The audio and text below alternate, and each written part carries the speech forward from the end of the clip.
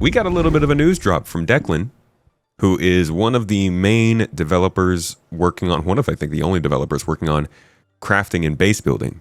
So generally when he has something to say, it's kind of interesting. This isn't going to be a huge update, but it is a little more news towards crafting, which I think everybody is interested in learning more about, because to be quite honest, we have probably at least another month before we see it in the PTU, if that's possible, EPTU, sorry. And it's going to be a while, I think, before it's in live. So more information is much appreciated. Hot off the press, Casa Black, my man, who's been a guest on the podcast multiple times, asked a question to Declan, said, "Hi, with crafting tier 0, I have 2 questions dealing with persistence. Will the crafting blueprints be something that gets bound to our account similar in nature to earnables in game, or will they be more like items we earn through gameplay like Wicklow, one being a lot more easy to lose than the other? Also, with minables and materials for crafting, will those be moved to persist between patches because as of now, things we mine between disappear?" Both important questions for crafting, honestly. I'd expect nothing less from Casa Black. I think they've commented on this, but this should be a nice clarification and kind of the word of law going forward on how it's going to work with blueprints. What Declan has to say here. Hello. Yes, the LTP issues with resources is looking to be addressed. For blueprints, they will persist through patches but are not permanently bound to your account like event rewards. So if there was ever to be a full wipe, they would be lost. The exception to this rule is some cosmetic blueprints. Interesting. So they're going to have some blueprints for cosmetics that will be permanently accessible to you in the alpha. That's interesting. The long-term goal with cosmetics and paints is to convert them into a blueprint so they are no longer physicalized at a location like ship paints are right now, or bound to an entity like weapons and armor are right now. If one of the items that you earned in an event is converted to be item plus cosmetic blueprint, then that cosmetic blueprint will of course still be permanently account bound. So the idea is that every single thing that can be applicable to an item is going to be a blueprint. So each skin that we have, is that what I'm getting? Every single skin for every single item is going to be a separate blueprint that you can then make of that item. Just to be clear, he continues, a cosmetic blueprint does not craft the item itself. There you go. It just allows for that cosmetic to be applied to the item via the crafting UI. So if you've earned an event armor with a cool red skin, you could then craft, find, or trade for a better version of that armor later on and apply your cool red event skin to it. Okay, so let's say that we just got this new armor, the Palatino armor, I think it's called. If you got that in any form, you would have that armor. But then you could get a cosmetic blueprint for that specific armor that applies it to.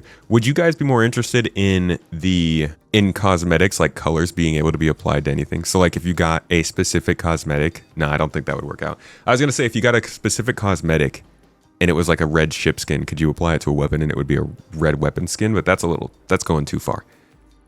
In this situation, they are separating skins from items, which is going to be interesting to see how they handle if we can actually make our own colors. With the hex wheel, it's going to be having some ramifications on how many blueprints you have. You could have a lot of cosmetic blueprints in this case. They're going to have a good way to organize them. Some skins and blueprints for some skins are consumed when used, like not the event stuff, or did I mishear now? So this is specifically asking about blueprints during the alpha phase, whether or not blueprints will always be account bound if you find them in the alpha, because obviously with crafting, it's a little more longer term than the other stuff we've been doing. What they're saying here is no, that's not the case. So there is a chance that they can be wiped, but they'll probably persist with the long-term persistence between patches. It's just not account bound. Blueprints themselves that are cosmetic blueprints do not craft into an item. I think they can just be applied to an item as much as you want. Yeah. Which makes sense, you know? If you've done enough exploration and you found the coolest cosmetic blueprints, wouldn't it make sense for people to come to you to have you craft them something in that blueprint?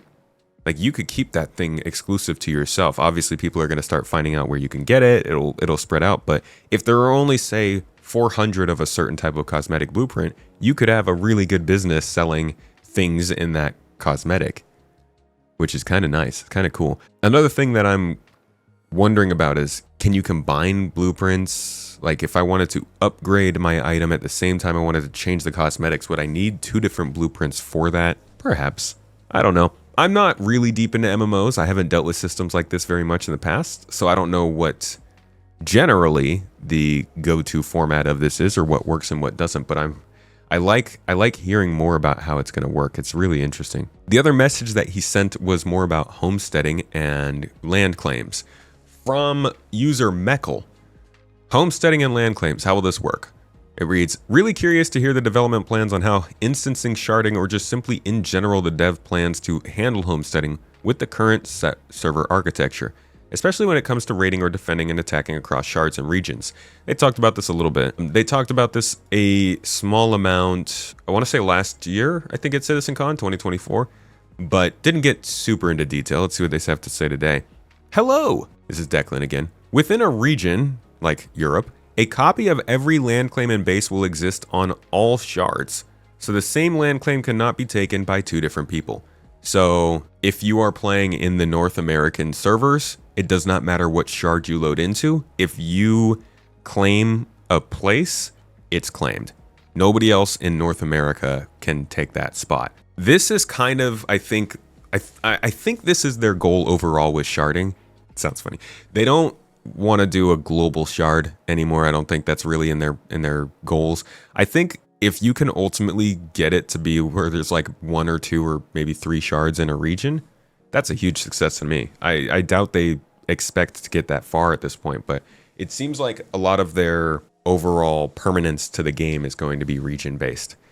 He continues on by saying, assuming the owner has opened up their base to the public, you can access their player-run store on any copy of that base. So if somebody is selling armor in their shop, and it's a special type of armor that you can only get from that person, and they logged off for the night, no matter where you are in North America, if you go to the place where people have told you their base is, you'll be able to find it and purchase the armor. That would be cool. I think that's already connected enough to just feel very universal. A lot of people stick to their time zone anyways. You can also use their crafting or refining facilities if you have permission to do so. This is going to be great for orgs.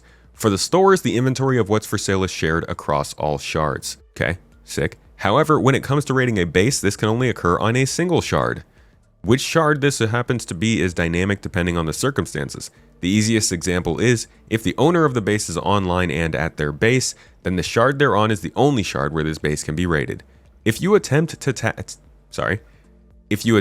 attack in a base and you are not on the correct shard, then you will be given the option to transfer to the correct shard in that moment. Likewise, player, party, or org members arriving to defend would be transferred to the shard where it's kicking off, so they're able to help. I wonder, so the smoothness of that transfer is going to be pretty key. If it's like an instance switch, I don't know what the ramifications of that would be, but imagine if like somebody says they're being attacked and like you don't really have to ask, oh crap, okay, let me get on your shard. You just fly to the location, and as you're flying there, everything appears, and suddenly you've done the shard transfer. That would be cool. If it's like a click the button and then it kicks you out to the menu and then brings you back in a pre-disclosed location on the base or something, that's too jarring. So we'll see how that goes. That's what this person is asking. How seamless is that transfer? Is it a loading screen, or will it work similarly to how we transition from one server to another? Hopefully it's not a loading screen. Hopefully it's just a prompt and like it's immediately you're loaded to the other one, but it does take a while to load into a shard. I don't know. We'll see. We'll see. This has ramifications. This brings up more questions, but I do think that this little bit of information, he already had put it out there, so I think he was very comfortable putting it out there again. Mostly it's not new information, but it's good reiteration and reminding us of just how it's going to work. Crafting in December, maybe? We shall see.